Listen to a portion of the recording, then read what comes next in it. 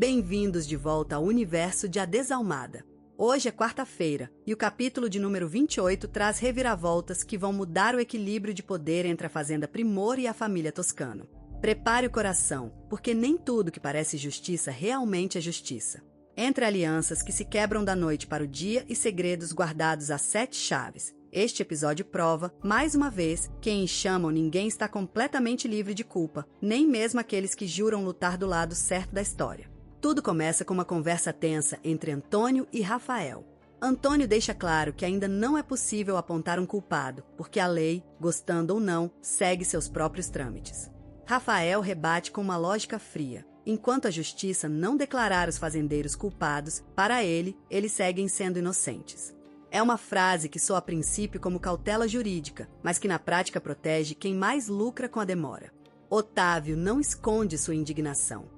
Para ele, é inacreditável que o próprio filho não perceba o alcance da rede que os fazendeiros construíram ao seu redor. E é nesse momento que ele faz uma ligação decisiva para Orlando. Rafael descobre, ali mesmo, que foi Orlando quem denunciou um suposto caso de leptospirose entre os animais, dando início ao bloqueio sanitário que sufoca os produtores da região. A informação cai como um balde de água fria. O próprio pai orquestrou a crise que humilha publicamente os rivais. Enquanto isso, no rancho, César vive um momento de intimidade e desconforto ao mesmo tempo.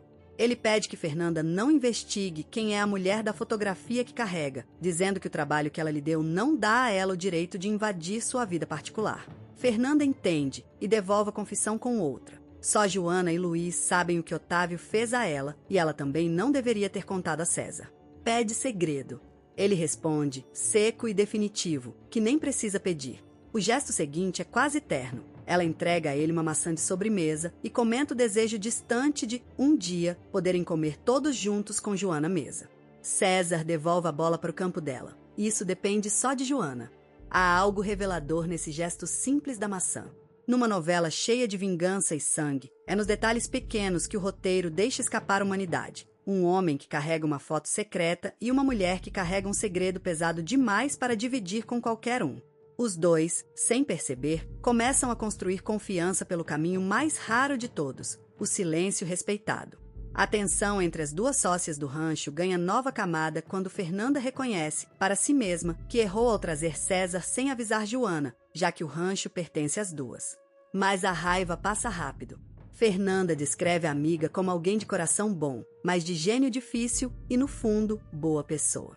César solta um comentário irônico, torcendo para que esse fundo bom não esteja escondido tão profundamente assim. Fernanda ri. É a primeira vez que ela faz sorrir de verdade. No universo toscano, a manipulação segue em ritmo acelerado. Antônio questiona como Otávio conseguiu que Orlando mentisse. A resposta cínica: todo mundo tem um preço, e neste caso, o preço foi um dos melhores touros reprodutores do rancho. Antônio calcula, incrédulo, que a mentira saiu caríssima, já que aqueles animais são os mais valiosos da região inteira. Otávio não hesita. Valeu cada centavo, porque agora Rafael não vai mais duvidar dele. É o retrato perfeito de um homem que compra lealdade porque não sabe conquistá-la.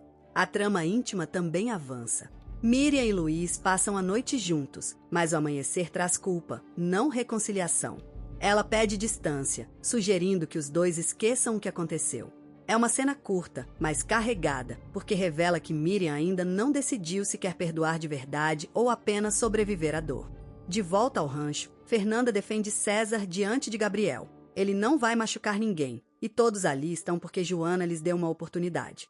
Mas Gabriel questiona. Se ela estiver errada, o preço pode ser alto demais para quem mora naquela casa. É um aviso que soa, ao mesmo tempo, protetor e ameaçador. A química entre César e Gabriel se estabelece de forma direta. Gabriel se apresenta como o único homem que, até então, trabalhava no rancho e pergunta se César já sabe que o clima está pesado na casa.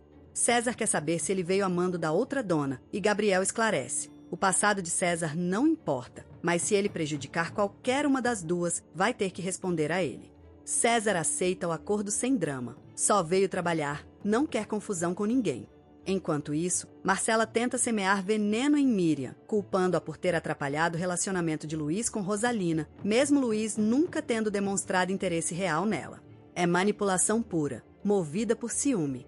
O que torna essa cena ainda mais amarga é que Marcela sabe, no fundo, que está mentindo.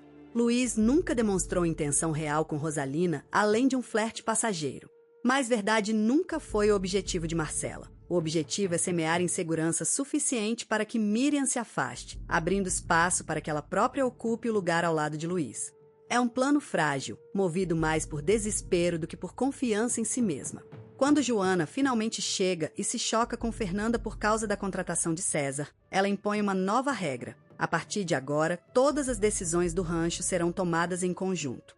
César observa a cena de fora e comenta que aquilo não parece que vai melhorar tão cedo. Fernanda só pede paciência. Em outro gesto de cuidado, Miriam decide perdoar Luiz, libertando-o da culpa para que ele siga em frente, prometendo fazer o mesmo por si mesma. É um perdão que soa mais a autopreservação do que a reconciliação de fato. César, por sua vez, avisa que não pretende ser motivo de briga entre as sócias. Se elas continuarem discutindo por sua causa, ele vai embora.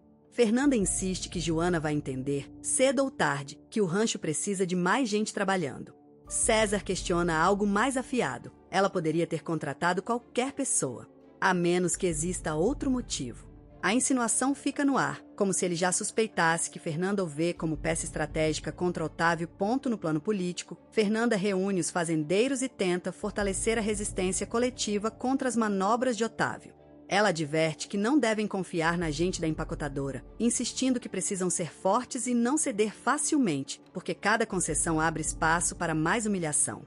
É nesse ambiente tenso que Rafael procura Fernanda para revelar que foi Orlando quem provocou o alerta sanitário e que ela pode confirmar isso diretamente com ele, provando que o pai dela não teve culpa nenhuma. Fernanda pergunta quando o bloqueio será suspenso. Rafael garante que será no dia seguinte, liberando os fazendeiros para vender o gado livremente. E então, no momento de fragilidade rara, Fernanda confessa: se ele não fosse um toscano, tudo entre eles seria tão mais fácil. Rafael pergunta por que o sobrenome pesa tanto, alegando injustiça, já que ele nunca chegou a magoá-la de fato. Fernanda é categórica. Por ser filho de quem é, eles jamais poderão ficar juntos. É o conflito central da trama, resumido em uma única frase. E o mais doloroso é que essa frase não nasce de falta de sentimento, nasce exatamente do excesso dele. Fernanda ama Santiago morto, ama a memória da vingança que jurou cumprir e teme, mais do que tudo, amar Rafael de verdade. Cada abraço adiado, cada olhar trocado e escondido é a prova de que o coração dela já escolheu um lado que a razão ainda se recusa a aceitar. César não deixa passar o clima entre os dois.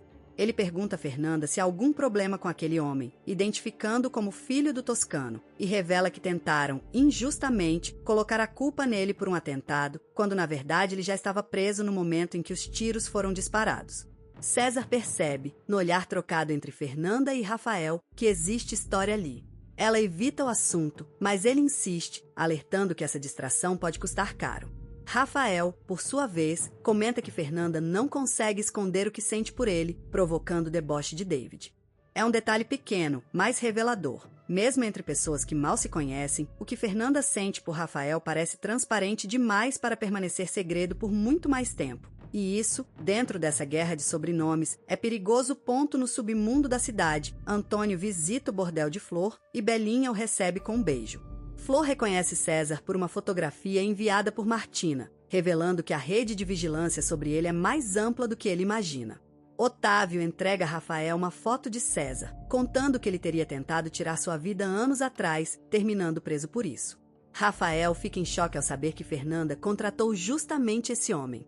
Otávio manipula ainda mais a narrativa, dizendo que toda a cidade sabe da história, que Fernanda está cega de raiva, e sugerindo que César pode ser o responsável pelos cartazes difamatórios e até pelo disparo contra o próprio filho de Otávio. Rafael, com mais cautela do que o pai, prefere não presumir nada sem provas. Otávio pressiona, questionando por que o filho ainda tem consideração por essa gente, insinuando até que ele nutre sentimentos antigos por Fernanda.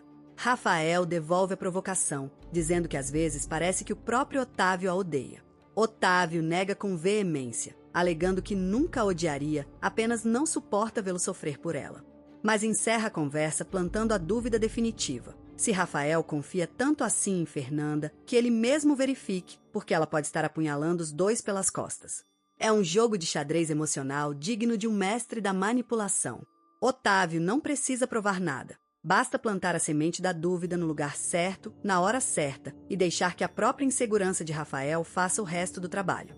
É assim que ele governa Ixamã inteira, não pela força bruta apenas, mas pela arquitetura fria de cada palavra dita no momento exato em que ela dói mais.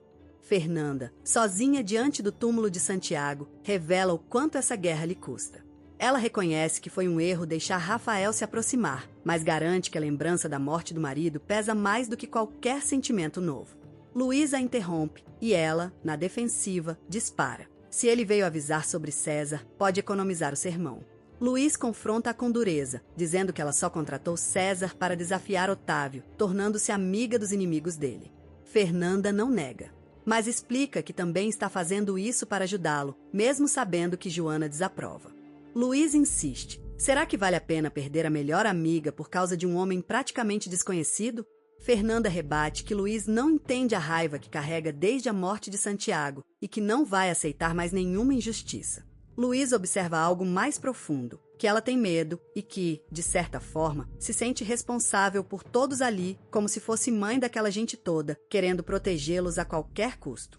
É uma observação que atinge Fernanda em cheio, porque revela algo que ela mesma talvez não tivesse coragem de admitir, que a vingança e o instinto de cuidado, dentro dela, se tornaram praticamente a mesma coisa.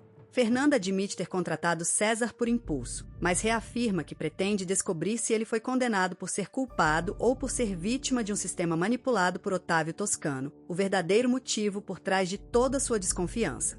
Enquanto isso, Júlia mergulha em uma pesquisa perturbadora. Como reconhecer o perfil de um abusador sexual? A filha, Isabela, a flagra e questiona o motivo. Júlia justifica que quer estar preparada, mas insinua, sem dizer nomes, que desconfia do marido de uma conhecida, Mari Corquera, um homem, segundo ela, mais santo que um padre, o que, na visão de Júlia, é justamente o perfil mais perigoso. A cena carrega um peso duplo. De um lado, o medo genuíno de uma mãe que já viveu de perto a violência de Otávio e não quer que a filha repita a mesma história. De outro, uma ironia amarga. Enquanto Júlia investiga estranhos à procura de sinais de perigo, o verdadeiro predador da história mora dentro da própria casa dela, disfarçado de patriarca respeitável. No campo, Otávio recebe um touro de presente das mãos de Carmelo, o mesmo animal que serviu de suborno para comprar o silêncio de Orlando. Otávio lamenta a perda, mas logo se resigna. Existem muitos outros. O que realmente importa para ele é reconquistar a confiança do próprio filho. Otávio liga para Antônio, cobrando a suspensão do bloqueio sanitário. O prefeito hesita, dizendo estar ocupado com outros assuntos, mas Otávio deixa claro que os interesses dele são a única prioridade que importa, ameaçando lembrá-lo de como ele se tornou prefeito. Antônio cede, prometendo dar a ordem para acabar com o bloqueio. De volta à trama pessoal, Joana ainda não aceita César e ameaça romper a sociedade com Fernanda. Enquanto a tensão cresce dentro de casa, Ângela decide se mudar para a Fazenda Primor, distanciando-se de Germán para evitar mal-entendidos. Isabela, magoada, ameaça revelar tudo a Rafael se Júlia continuar a provocando com deboches. César leva um cobertor para Fernanda e ela, tocada, agradece. Ele comenta que, se Joana continuar chateada, ele pode ir embora sem drama para não causar mais problemas. Fernanda pede paciência, garantindo que a amiga está apenas exagerando. As boas notícias chegam, a retenção sanitária foi suspensa e os fazendeiros já podem voltar a vender o gado. César comemora discretamente, dizendo que mais alguns dias e todos estariam à beira de um colapso de tanta espera. É nesse momento de trégua que César se abre. Fala sobre a falta que sentia de simplesmente olhar para o céu em liberdade, algo impossível dentro de uma cela. Ele alerta Fernanda. Ela precisa pensar bem antes de seguir com sua vingança contra Otávio, porque alguém como ela, na prisão, morreria de tristeza. Do outro lado, Joana desabafa com Luiz, convencida de que Fernanda está colocando a todos em perigo só para saciar sua sede de vingança contra os Toscano. De volta ao rancho, César pergunta a Fernanda no que ela está pensando. Ela responde em como acabar com Otávio de vez. Pede que ele não tente desanimá-la, porque já perdeu as contas de quantas vezes seus amigos mais próximos tentaram, sem sucesso. César pede que ela deixe os sentimentos de lado, argumentando que não é possível querer vingança contra o pai enquanto se está apaixonada pelo filho. Fernanda, surpresa, pergunta como ele sabe tanto sobre sua história. César responde que pouco lhe contaram, apenas que ele trabalha ali para quitar uma aposta perdida. Em troca de revelar quando se apaixonou por Rafael, ela exige que ele conte quem é a mulher da fotografia. Ele empurra a resposta para depois. É uma longa história. Ela devolve. A dela com Rafael também é. Esse pequeno acordo de trocar segredo por segredo talvez seja o momento mais sincero entre os dois até agora. Não há sedução ali, não há cálculo. Há apenas duas pessoas quebradas reconhecendo, uma na outra, o mesmo tipo de cicatriz. E é justamente por isso que a cena pesa tanto. Sabemos que, quando as duas histórias finalmente vierem à tona, nada entre César e Fernanda vai continuar do jeito que está agora. Rafael. Enquanto isso, pede que Isabela deixe a fazenda, confirmando, sem meias palavras, que continua apaixonado por Fernanda. É o momento em que César finalmente entende a origem de tudo. Uma corrida de cavalos entre Fernanda e Rafael, que evoluiu para rivalidade, provocação e um beijo que ninguém esperava. Fernanda só descobriu tarde demais que o rapaz por quem se apaixonara era filho do próprio Otávio. César questiona por que Otávio não a matou quando reconheceu. Nem Fernanda tem certeza da resposta, já que o inimigo tem o hábito de eliminar qualquer um que atravesse seu caminho. César lembra, com amargura, que talvez tenha sido péssimo ela tê-lo salvado de se afogar no rio. Fernanda discorda. Foi melhor assim, porque agora ele vai sofrer lentamente, desejando, com todas as forças, ter se afogado naquele dia. A frieza dessa resposta assusta até quem já conhece a dor de Fernanda, porque ali, naquele instante, ela deixa de ser apenas a viúva que busca justiça e passa a soar como alguém disposta a se perder no mesmo abismo de crueldade que sempre associou a Otávio. César percebe isso, e o silêncio que segue a fala dela pesa mais do que qualquer resposta poderia pesar. Isabela, arrasada, arruma as malas, reconhecendo que deveria ter esquecido Rafael desde que ela rejeitou na igreja, mas que insistiu em mendigar atenção mesmo à custa da própria dignidade. Letícia conta a Otávio que Rafael disse claramente a Isabela que não sente mais nada por ela, deixando o patriarca de queixo caído. Para Otávio, a separação definitiva entre Rafael e Isabela representa a perda de uma aliança que ele mesmo ajudou a costurar por anos através da amizade entre as duas famílias. Sem esse laço, sua influência sobre os Galhardo fica visivelmente mais frágil, e isso incomoda quase tanto quanto a desconfiança crescente do próprio filho. No dia seguinte, Fernanda e os fazendeiros chegam à cidade para vender os animais. Rafael procura por ela, mas Joana avisa que Fernanda viajou de madrugada para outra cidade. Ao ouvir que César Frank está trabalhando com eles, Joana orienta que, se ele tem alguma questão com isso, é melhor perguntar diretamente a Fernanda. E é aí que vem o golpe. Fernanda descobre, atônita, que toda a compra do gado já foi encerrada, não há mais espaço para os animais dela ou dos outros fazendeiros, porque o comprador já adquiriu todas as cabeças possíveis. E de quem eram esses animais? De Rafael Toscano, da Fazenda Primor. O nome que ela jurou nunca mais confiar acabou de tirar o sustento de toda a comunidade que ela tentava proteger. É a virada mais cruel do capítulo, porque não vem de Otávio diretamente. Vem do filho que ela começava, contra a própria vontade, a enxergar como diferente do pai. Toda a narrativa que Fernanda vinha construindo sobre Rafael, a ideia de que talvez ele fosse exceção dentro daquela família de predadores, desmorona em segundos diante de um simples fato. Enquanto ela dormia, o gado dele já havia tomado lugar do gado de todo mundo. Enquanto isso, Isabela retorna para casa e o pai a aceita de volta, os dois se abraçando em silêncio.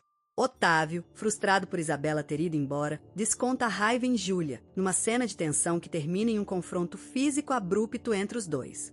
É uma cena desconfortável de assistir, porque expõe, sem filtros, a dinâmica doentia que sustenta o casamento dos dois. Raiva que se transforma em desejo, desejo que se transforma em posse, e posse que Júlia parece aceitar como parte do preço de permanecer ao lado de um homem tão poderoso quanto perigoso.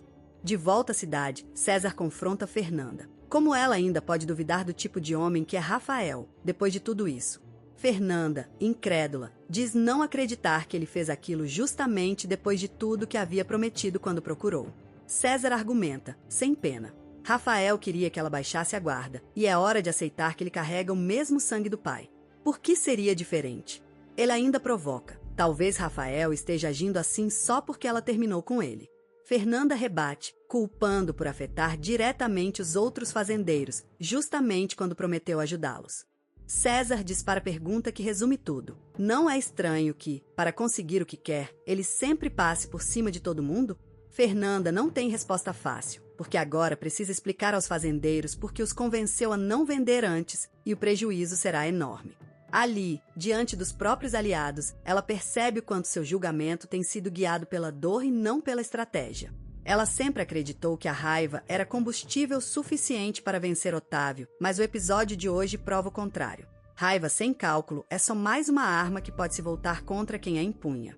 Toda a confiança que conquistou ao longo de meses de resistência corre o risco de desmoronar em uma única manhã. O tumulto cresce entre os produtores revoltados. Pedro joga a culpa diretamente sobre Fernanda, e Mateus resume o sentimento geral, de que adiantou tanta espera, se só serviu para piorar tudo. Fernanda tenta se defender, dizendo que ninguém previu essa jogada e que a culpa é inteiramente de Rafael. Mas Mateus é implacável. Parece que ela se importa mais com sua guerra pessoal contra os toscanos do que com quem realmente paga o preço dessa batalha, os próprios fazendeiros que confiaram nela. É um julgamento duro, mas não totalmente injusto. Por mais legítima que seja a dor de Fernanda, ela colocou a comunidade inteira como peça de um tabuleiro pessoal e agora colhe o resultado dessa aposta diante de plateia e sem rede de proteção. E é exatamente nesse ponto de ruptura que o capítulo de hoje se encerra. Fernanda isolada, cercada pela raiva dos que ela prometeu proteger, enquanto Rafael, sem saber ainda o estrago que causou, segue confiando cegamente no pai que arquitetou cada peça desse tabuleiro. É difícil, neste ponto da trama, não sentir uma mistura de raiva e pena por Fernanda. Ela entrou nessa guerra armada apenas de dor e determinação, sem perceber que o verdadeiro campo de batalha não é a fazenda, nem o gado, nem o dinheiro, é a própria confiança que ela deposita, contra toda a lógica, num sobrenome que jurou destruir. A pergunta que fica é simples e perigosa. Até onde Otávio está disposto a ir para provar que tinha razão sobre César? E o que Fernanda vai fazer quando descobrir que talvez o verdadeiro traidor não seja quem ela imagina? Se você quer entender cada detalhe dessa virada, continue com a gente, porque amanhã tem capítulo novo e essa guerra está longe de terminar. Deixe nos comentários. Você acha que Rafael sabia do golpe do próprio pai ou foi mais uma peça movida sem seu conhecimento no tabuleiro de Otávio Toscano?